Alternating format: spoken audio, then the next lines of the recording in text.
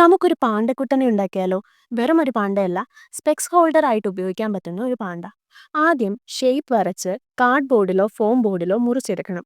Form ബോർഡിലാണെങ്കിൽ white കളറിന്റെ ആവശ്യം വരുന്നില്ല.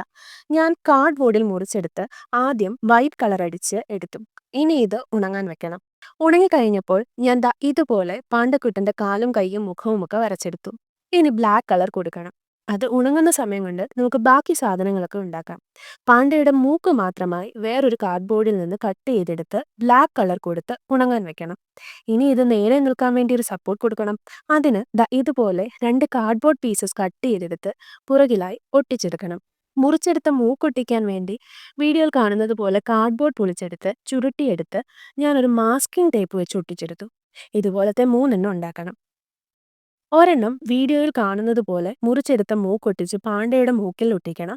ബാക്കി 2 മൂക്കൊട്ടിച്ചതിന് നേരെ ബാക്ക് സൈഡിൽ ഒട്ടിക്കണം. കഴിഞ്ഞു.